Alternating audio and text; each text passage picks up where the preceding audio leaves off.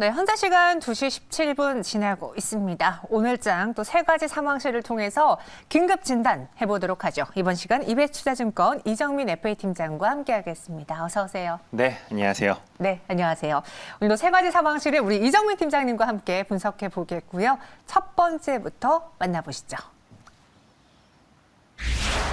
LG 에너지 솔루션입니다. 사실 오늘 나온 새로운 이슈는 없는데 저는 이 가격이 좀 중요하지 않을까 싶어서 꼽아봤어요. 지난번에 이제 상장하고 나서 생각보다 흥행하지 못한 상태로 마감을 했고 44만 원까지 밀렸다가 딱 그 지점에서 반등이 나왔는데 오늘도 44만 원 선까지 내려왔거든요. 우리 투자자분들이 믿는 거 하나 있습니다. 패시브 자금이죠. 그쵸. 여기서 반등 나올 수 있는지 오늘은 투자 의견 먼저 듣고 한번 시작해 볼게요. 네, 제가 시청자 여러분들께 말씀드릴 한 줄 평은요. 인베스팅보단 트레이딩 이렇게 좀 말씀을 드리겠습니다. 추가적으로 좀 설명을 드린다라면은 현재 이제 업황은 계속 좋아질 예정입니다. 우리 시청자 여러분들 이미 많이 좀 알고 계시겠지만 특히 제가 좀 눈여겨보는 부분은 바로 테슬라양 원통형 배터리라고 좀 말씀을 드리겠습니다. 특히나 이 원통형 배터리 같은 경우에는 테슬라 외적으로 다른 업체들도 점점 이제 채택률이 높아지고 있는 상황이기 때문에 그쪽에서 이제 동사의 매출이 앞으로 향후에 꾸준하게 좀 증가할 것으로 현재 예상이 됩니다. 특히나 지금 시장에서 예측하기로는 올해 말 또는 내년에 이제 쯤 되면은 이제 원통형 배터리와 관련되어서는 매출이 현재 대비해 가지고는 약 2배 이상 증가할 여지가 있다. 이런 식으로 평가를 하고 있는 상황입니다.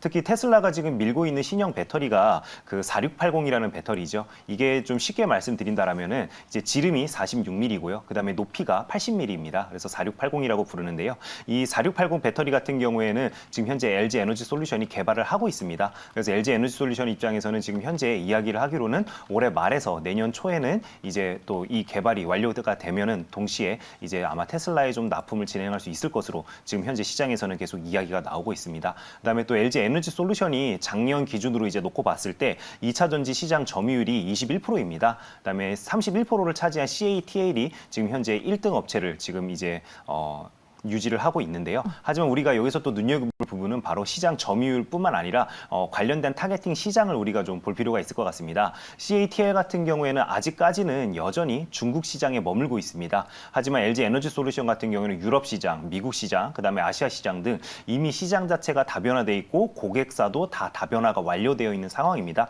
그렇기 때문에 항상 요즘에 잊을만 하면 등장하는 차이나 리스크에서는 굉장히 자유롭다 보니까 외국인 투자자들도 그런 측면에서는 굉장히 좀 선호하는 이제 성향을 좀 가지고 있다라고 좀 시청자 여러분들께 좀 말씀을 드리겠고요. 네. 그다음에 동사가 지금 현재 이런 이슈들로 인해서 확보하고 있는 수주 잔고가 이미 260조 원에 달하고 있습니다. 작년까지 동사가 생산할 수 있는 생산 총 규모가 170기가와트시였습니다. 근데 동사가 지금 이야기하기로는 2025년도까지 400 이제 기가와트시까지 증가할 예정이라고 있기 때문에 설비 투자는 앞으로도 지속될 예정이다라고 우리 시청자 여러분들께서 좀 기억을 해주시면 좋을 것 같고요. 그다음에 제가 이제 인베스팅보단 트레이딩 하자라고 좀 시청자 여러분들께 좀 말씀을 드렸죠. 네. 그래서 차트 보면서 좀 말씀을 드린다라면은 44만 원대를 깨지 않고 지금 바닥을 다지고 있는 모습을 보여주고 있습니다.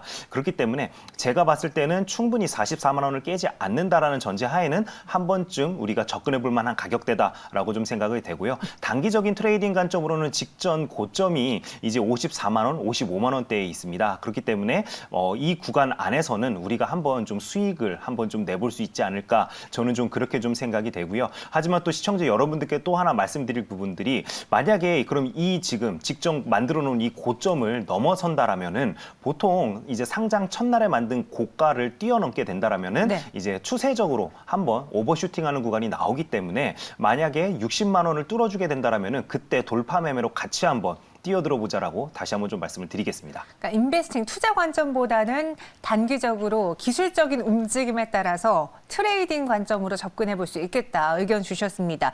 그리고 말씀하신 것처럼 이 44만 원, 45만 원 선이 잘 지지가 됐을 때 이 전략이 유효할 거다라고 하셨는데요.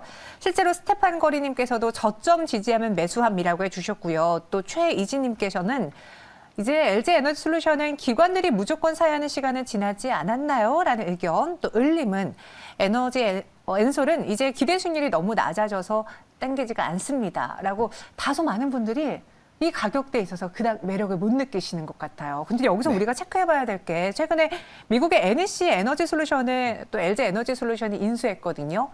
배터리 공급 넘어서 ESS까지 구축하고 있는 이 행보에 대해서 뭔가 의미를 좀 부여해봐도 되지 않을까? 뭐 우리가 살펴봐야 되는 게 뭐가 있을까요? 네, 특히나 그 ESS 사업과 관련되어 가지고는 M&A를 굉장히 지금 현재 공격적으로 좀 진행하고 있는 것으로 파악이 되고 있습니다. 방금 이제 앵커께서 말씀해 주신 것처럼 ESS 시스템 통합 전문 기업이죠. 그 미국의 NEC 에너지 솔루션의 지분을 100% 인수하기로 이번에 발표를 했습니다. 이를 토대로 ESS 사업의 이제 기획 및 설계뿐만 아니라 이제 설치에서 유지 보수까지 이제 전 과정을 서비스할 수 있는 그런 업체로 좀 거듭나게 될 것으로 시장에서는 좀 기대를 하고 있습니다.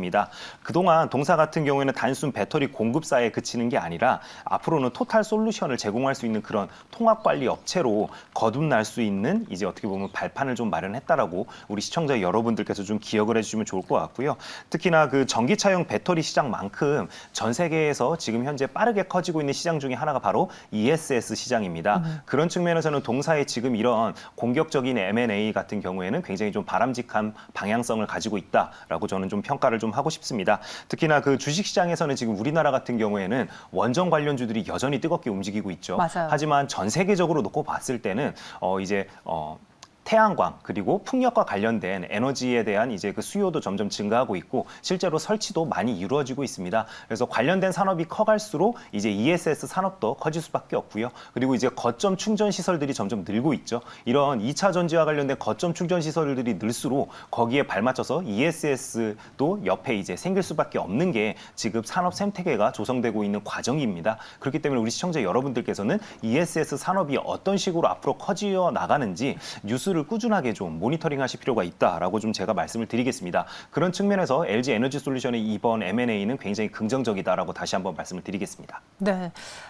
ESS 이야기하시면서 친환경, 신재생 에너지에 대한 수요도 해외에서 더 커지고 있다라고 했는데 마침 저희가 오늘 이슈 재구성 시간에는 하나솔루션을 포함한 이러한 신재생 에너지 이야기 전해드릴 테니까요. 꼭 채널 고정해 주시고요. 마지막으로 이 에너지 관련해서 배터리가 가장 기대주였던 시장이 있었는데 네. 지금은 살짝 소외받고 있잖아요. 네네. 여기서 올 한 해 포지션을 어떻게 가져가는 게 좋을지 LG 에너지 솔루션과 SK온 공격적으로 투자하고 있거든요. 우리도 공격적으로 이 섹터에 투자해 볼까요? 포인트는요? 네, 시장의 기대치가 높았던 만큼 이번에 이제 그 주식시장이 전반적으로 하락을 하면서 2차 전지와 관련된 종목들도 큰 폭의 하락세가 나왔습니다. 하지만 우리 시청자 여러분들도 알고 있고 저도 알고 있는 부분은 바로 2차 전지와 관련된 수요는 앞으로도 꾸준하게 증가할 수밖에 없다는 부분을 우리가 좀 생각을 해봐야겠죠. 하지만 작년과 같은 뜨거운 상승은 다소 어려울 수 있기 때문에 우리가 눈높이는 조금은 낮추자라고 시청자 여러분들께 좀 말씀을 드리겠습니다. 더군다나 에코프로비엠이 지금 오너 리스크가 발생이 된 상황이죠. 하지만 관련되어서는 아직 결과가 안 나왔기 때문에 어떤 결과가 나오느냐에 따라서 이제 관련된 또 종목들이 또 투심의 영향을 받을 수밖에 없습니다. 그래서 그런 부분들을 좀 생각해 본다라면은 2차 전지와 관련된 셀 업체들보다는 소재 업체들이 훨씬 좀 좋을 것으로 저는 생각이 되지만 에코프로비엠 때문에 저는 분할 매수의 관점으로 우리가 좀 접근하는 게 맞다. 그래서 내 예수금을 한 번에 이제 투입하기보다는 한 종목을 찝어서 이제 좀 분할로 모아가는 전략이 가장 유효한 전략이 아닐까 이렇게 좀 생각이 됩니다. 알겠습니다. 그럼 이와 함께 2차 전지주 안에서 관련해서 살펴볼 종목은 무엇이 있을까요? 네, 제가 시청자 여러분들께 추천드리고 싶은 종목은 바로 나노신소재에 대해서 좀 말씀을 드리겠습니다. 2차 전지와 관련되어서는 또 한 가지 글로벌리한 이슈가 있습니다. 바로 원재료 가격이 지속적으로 상승하고 있다는 게 가장 큰 이슈로 또 떠오르고 있죠. 그럼 이렇게 원재료 가격이 상승해서 이제 이렇게 어떻게 보면은 이제 제품의 가격을 올리는 데 있어서 부담을 좀 느끼고 있을 때 이를 뛰어넘는 방법은 딱 두 가지가 있을 것으로 저는 좀 생각이 되는데요. 첫 번째로는 원재료를 이제 공급받는 데 있어서 이제 공급망을 단순화시켜서 이제 코스트를 다운시키는 방법이 있을 것 같고요. 그다음에 두 번째로는 기술 투자를 적극적으로 해서 이제 원재료 가격 상승을 뛰어넘는 기술 혁신을 이루면 된다라고 저는 좀 생각을 합니다. 그런 측면에서는 나노신소재가 지금 하고 있는 CNT 도전제가 아마 한 가지 좀 축을 좀 이룰 수 있지 않을까 좀 생각이 됩니다. 이제 2차 전지와 관련되어서 에너지 밀도를 고도화 최소화시키는 방향으로 아무래도 저는 기술이 좀 발전할 수밖에 없을 것으로 생각이 됩니다. 이럴 때 바로 필요한 게 바로 CNT 도전제라고 제가 좀 시청자 여러분들께 좀 말씀을 드리겠습니다. 그런 측면에서 저는 이제 나노신 소재를 매수 추천을 좀 드리고 싶은데요. 제가 추천드린 매수 추천 가격은 55,000원으로 좀 말씀을 드리겠습니다. 그래서 최근 이제 주가가 21선을 살짝 오늘 뚫어주는 좀 모습을 보여주고 있는데요. 그래서 21선에 가까운 이제 55,000원으로 제가 좀 매수를 좀 추천을 좀 드리도록 하고요. 목표 가격은 75,000원으로 좀 말씀을 드리겠습니다. 그다음에 직전 저점을 지금 형성한 게 여기 보이시는 양봉을 만든 밑꼬리가 있는 요 봉인데요. 45,000원을 안 깬다라면은 추세가 이탈되지 않았다라고 우리가 생각을 해도 될 것 같기 때문에 45,000원을 손절 라인으로 잡아보겠습니다. 네, CNT 도전제에 대한 이제 필요성이 더 커질 것으로 예상하고 있습니다. 그래서 나노신 소재를 공략해 보겠고요. 목표 주가는 75,000원, 손절가는 45,000원 제시해 드렸습니다. LG 에너지 솔루션 오늘의 첫 번째 상황실 이 종목은 투자보다는 트레이딩 관점이다. 기억해 주시고요. 두 번째로 넘어가 보죠. 결국 소주 가격도 인상했습니다. 그로 인해 오늘 관련주들, 소주주, 맥주주 다 강세 보여주고 있는데 이 뉴스가 나오기 전부터 오를 거다 나왔어요, 이번 주 내내. 맞습니다. 네. 워낙 그 주정 가격이 많이 올랐기 때문에 아마 소주 가격도 결국에 좀 올릴 수밖에 없지 않을까 이런 식으로 뉴스가 먼저 나왔습니다. 그러다 보니까 관련된 종목들도 미리 한번 좀 반영을 해서 좀 올랐던 기억이 저도 나고요. 하지만 오늘 이제 하이트진로가 총대를 메고 인상을 한다라고 아예 발표를 했기 때문에 이제 관련주들이 다시 한번 좀 움직이는 모습을 좀 보여주고 있습니다. 우리 시청자 여러분들께서도 꼭 좀 알고 계셨으면 좋을 게 이런 식으로 시장에 투자에 대한 투심이 좀 불안한 상황에서 가격 인상을 발표하게 된다라면은 특히나 소주와 관련되어서는 무학이 항상 대장주로 가장 크게 움직입니다. 그렇기 때문에 관련된 뉴스를 내가 좀 남들보다 빨리 알아차렸다 싶을 때는 무학을 매수하자라고 좀 말씀을 드리겠습니다. 그다음에 화이트 진로 같은 경우에는 2년 9개월 만에 참이슬과 진로 등 소주 가격을 7.9% 인상하기로 이번에 발표를 했습니다. 이 소식이 전해지면서 방금 말씀드린 무학을 비롯해서 보혜 양조 등 그 주류와 관련된 기업들 주식이 오늘 상승하고 있다라고 좀 생각을 해주시면 될 것 같고요. 그 소주의 그 주 원료인 주정이 그럼 얼마나 올랐는지를 우리가 봐야 될 텐데 10년 만에 한 7.8% 정도 인상이 되었다라고 합니다. 근데 주정만 인상이 된 게 아니라 이제 그 소주를 만드는 데 필요한 원자재들이 모두 다 상승을 하였다고 합니다. 그래서 소주를 만드는 데 이제 드는 뚜껑 같은 경우에도 약 한 7.8% 정도 이제 상승하는 모습을 좀 보이면서 전반적인 모든 이제 원재료 가격이 올랐다라고 우리 시청자 여러분들께서 좀 생각을 해주시면 될 것 같습니다. 그다음에 유가를 비롯한 모든 원자재 가격이 상승을 하면서 그 인건비도 지금 현재 상승을 하고 있는 상황이죠. 그렇기 때문에 아마 이런 그 소비재와 관련된 기업들은 이제 제품 가격을 올리고 싶은 욕구가 굉장히 강할 것으로 저는 좀 생각이 됩니다. 마침 우리나라 같은 경우는 지금 대선을 앞두고 있기 때문에 네. 대선을 앞둔 상황에서 항상 이런 소비재 기업들이 이제 기습적으로 좀 이제 인상을 발표하는 경우가 많았기 때문에 이번에도 바로 그런 케이스에 속한다라고 좀 전달을 해드리겠습니다. 네, 팀장님 요즘 음식점에서 소주 한 병에 얼마 하는지 아시나요? 제가 술을 잘 안 마시기 그렇죠. 때문에 소비자 가격을 정확하게 알지는 못합니다. 저도 네. 잘은 모르는데 제가 대학생 때 한 3,000원 했던 것 같은데 요즘은 비싼 곳에서는 5,000원, 6,000원 뭐 이렇게 판매한다고 들었는데 이렇게 되면은 이제 소주 가격은 사실 제가 또 피디님께 여쭤봤지만 한 병만 안 마셔서 모르겠대요. 그러니까 마시는 분들은 한 병으로 끝나지 않습니다. 계속 네. 들어갈 때까지 마시거든요. 그쵸. 그렇게 되면은 하이트 진로의 실적이라던가 무학의 실적도 크게 좋아지지 않을까. 또 이 부분은 우리가 예상해 볼 수 있겠는데 오늘 뉴스가 나온 하이트 진로의 경우는 갑자기 장중에 네. 플러스 3에서 마이너스 3까지 음봉이 쫙 나왔다가 다시 원위치 갔거든요. 네네. 그래서 저는 이게 재료 소멸인가 이런 생각도 했는데 어떻게 봐야 될까요? 네, 재료 소멸인가 하고 이렇게 빠졌다가 결국에 다시 또 올라가는 모습을 보였죠. 그렇기 네. 때문에 재료 소멸은 아니다라고 시장이 다시 어떻게 보면 판단을 하고 있는 게 아닐까 이렇게 생각이 됩니다. 특히나 이제 하이트 진로 같은 경우에는 이렇게 가격을 올림으로써 어떻게 보면 원재료 상승에 대한 부분을 전가를 시켰죠. 그렇기 때문에 시장에서는 굉장히 좋게 받아들이고 있다라고 저는 좀 생각을 합니다. 그래서 4분기 실적 같은 경우에 우리가 한번 좀 살펴본다라면은 매출은 5,449억 원, 그다음에 영업이익은 337억 원을 기록을 했습니다. 영업이익이 전년 동기 대비해서 41% 증가하는 수치를 기록했기 때문에 굉장히 좀 어떻게 보면 시장 기대치보다는 이제 좀 잘 나온 실적이다라고 시청자 여러분들께 좀 말씀을 드리겠고요. 특히나 우리가 앞으로 시장을 좀 전망을 해야 될 텐데 오늘 같은 경우에도 지금 확진자가 10만 명 넘었다라는 뉴스가 계속 나오고 있죠. 이런 상황에서 거리두기는 앞으로 계속 풀릴 수밖에 없습니다. 그렇다면은 방금 앵커께서 말씀해 주신 것처럼 뭐 직장 동료들이랑 회식을 한다던가 아니면 친구들이랑 같이 이제 호프집에 가서 술 한잔을 할 수 있는 그런 충분히 이제 그런 여건이 앞으로 갖춰질 가능성이 높기 때문에 그렇다면은 소주와 맥주의 소비는 점점점 늘 수밖에 없는 게 아마 모든 투자자분들께서 생각하는 올해 말과 내년의 모습이 아닐까 저는 좀 그렇게 생각이 됩니다. 하지만 이 부분에서 우리가 또 생각해야 될 부분들이 이제 소주 그러니까 이제 주류와 관련된 업체들이 마케팅 비용을 코로나 시즌에는 많이 축소를 한 상황이었습니다. 하지만 마케팅 비용도 앞으로는 다시 증가할 수밖에 없기 때문에 그런 리스크 관점도 우리가 좀 생각해 볼 필요가 있다라고 시청자 여러분들께 말씀을 드리겠고요. 제가 하이트 진로에 대해서 언제 마지막으로 시청자 여러분들께 안내를 해드렸는지 곰곰이 생각을 해보니까요. 2019년이더라고요. 그 당시에 이제 테슬라가 유행이다 하면서 제가 신사동에서 이제 술집을 갔더니 다들 테슬라만 찾고 있더라. 이런 식으로 시청자 여러분들께 좀 말씀드렸었습니다. 당시에는 이제 어떻게 보면은 전반적인 시장 점유율도 올라가면서 그런 선풍적인 인기가 같이 이제 좀 발현이 되면서 주가도 이제 10,000원 후반대에서 30,000원대까지 이제 점프하는 모습을 좀 보여줬습니다. 하지만 저는 이번에는 그 정도의 점프를 주가가 하기에는 다소 좀 미흡하지 않나라는 생각이 듭니다. 아무래도 주식시장에서는 항상 상대적인 매력도가 중요한데 지금 워낙 주식시장이 많이 빠지다 보니까 이런 상대적인 매력도를 높이는 종목들이 많이 등장하고 있습니다. 그렇기 때문에 아마 다른 종목들에 대비해서는 동사의 주식 오를 가능성은 충분히 높다. 하지만 우리가 눈높이는 좀 낮춰야 된다라고 다시 한번 좀 전달을 해드리겠습니다. 네.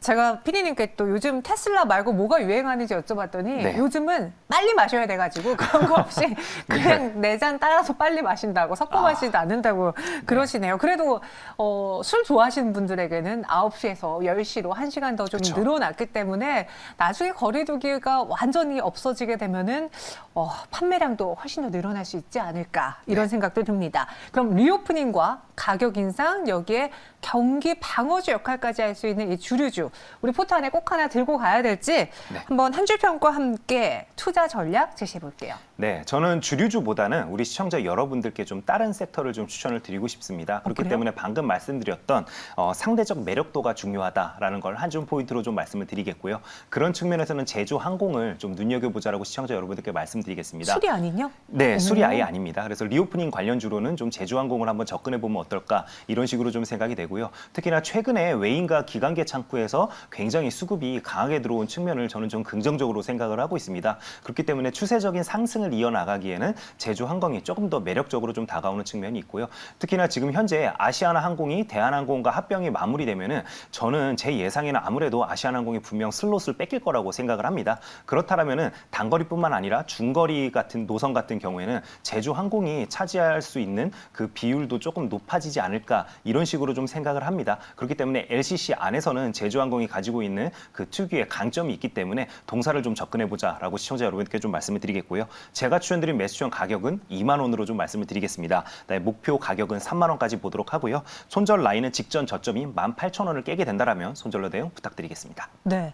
뭐 주류주 하이트 진로의 경우에도 좋은 소식이지만 리오프닝 쪽으로 접근한다면은 상대적인 매력도가 중요하기 때문에 오히려 다른 섹터에 있는 이 제주항공을 눈여겨보겠다 이야기해 주셨습니다. 참고해 보시고요.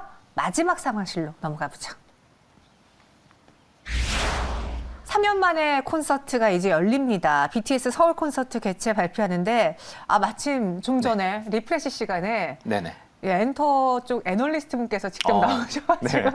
우리가 이거 이슈를 좀 잘못 잡았나 싶지만 그래도 이정민 팀장님의 의견도 궁금합니다. 이때 BTS가 먼저 풍문을 열었잖아요. 그럼 이제 많은 엔터사들도 다 우후죽순으로 콘서트를 열게 될까요?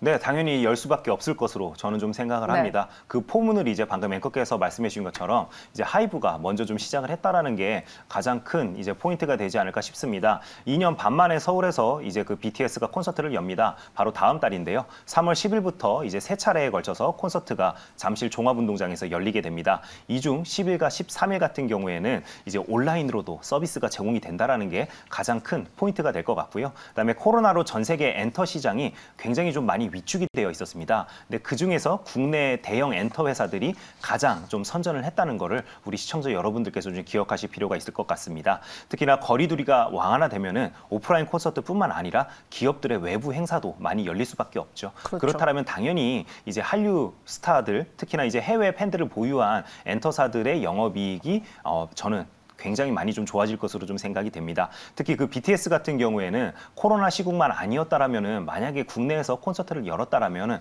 해외에 있는 아미들이 한국으로 들어오면서 아마 관광 수지도 굉장히 큰 폭으로 좀 개선되는 효과를 누릴 수 있었을 텐데 그 부분이 조금 아쉽게 다가오는 게 아닐까 싶고요. 그다음에 코로나로 인해서 굉장히 발달된 부분이 있습니다. 바로 온라인 콘서트 우리 시청자 여러분들께서도 당연히 떠올릴 수밖에 없겠죠. 온라인 콘서트 같은 경우에는 국내 기업들이 독보적으로 지금 현재 전 세계에서 가장 잘하고 있는 분야 중에 하나입니다. 특히나 BTS 같은 경우에는 2020년도에 진행했던 랜선 콘서트 같은 경우에는 100만 명이나 접속해서 이제 그 같이 이제 호흡을 했는데요. 당시 매출이 540억 원이나 기록을 했습니다. 특히나 그 이런 부분들을 엔터사들도 잘 알고 있기 때문에 SM 엔터테인먼트와 JYP 같은 경우에는 합작사로 온라인 전문 이제 콘서트를 전담하게 되는 비욘드 라이브 코퍼레이션을 이제 설립을 했습니다. 이 정도로 굉장히 발빠르게 국내 엔터사들이 움직이고 있기 때문에 해외 엔터사들도 오히려 국내 엔터사들의 이런 발빠른 트렌드를 따라갈 수밖에 없는 게 지금의 형국이 되었다. 이렇게 좀 말씀을 드리겠습니다. 네. 그런데 이제 하이브의 경우에는 올해 들어서만 주가가 거의 30%가량 하락을 했습니다.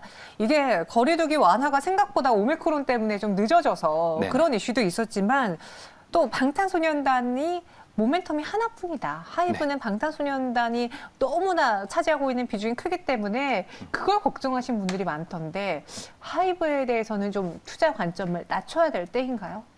저는 이 정도로 주가가 빠졌다라면은 네. 투자 관점을 낮출 필요가 없다라고 생각을 합니다. 그동안 계속 이제 워낙 이제 이 정도까지 올라야 되나라는 시장의 시각이 있었는데 이제 이런 식으로 시장이 많이 빠지면서 동사도 같이 많이 하락을 하는 모습을 보여줬기 때문에 지금 와서 그런 식으로 생각을 한다는 거는 너무 좀 후행적인 생각이 아닐까. 네, 저는 좀 그렇게 좀 생각이 되고요. 특히나 BTS 매출이 높은 부분들 우리가 모두 다 알고 있습니다. 하지만 얼마만큼 그러면은 이제 다른 매출이 좀 이렇게 잘 나오는지도 우리가 좀 살펴봐야 될 것 같은데요. 제가 그래서 좀 살펴봤더니 특히나 그 세븐틴과 엔하이프에 대해서 좀 얘기를 해야 될 것 같습니다. 세븐틴 같은 경우에는 이번 4분기 때 213만 장이나 판매를 좀 했습니다. 그다음에 엔하이픈 같은 경우에도 정규 1집이 120만 장을 판매를 하면서 여전히 BTS가 독보적으로 높습니다. 하지만 그 외적으로도 계속 아티스트들이 좋은 실적을 내주고 있는 부분을 우리가 좀 긍정적인 포인트로 생각할 필요가 있을 것 같고요. 그다음에 지난번에 제가 한번 하이브에 대해서 말씀을 드릴 때 앞으로 남아있는 또 이벤트들이 뭐 예를 들어서 웹툰이나 NFT와 관련된 사업들도 우리가 좀 지목을 좀 해봐야 된다라고 좀 말씀을 드렸었죠. 특히나 이 웹툰이 이제 서비스를 시작을 했습니다. 이번에 봤더니 공개 이틀 만에 74만 명이 구독을 하기 시작을 했습니다. 그리고 이제 업비트와 NFT와 관련된 합작사를 이미 설립을 완료를 했죠. 그래서 올해 2분기부터 본격적인 영업이 시작이 되기 때문에 아니 너무 BTS 팬들만 대상으로 사업을 하는 게 아니냐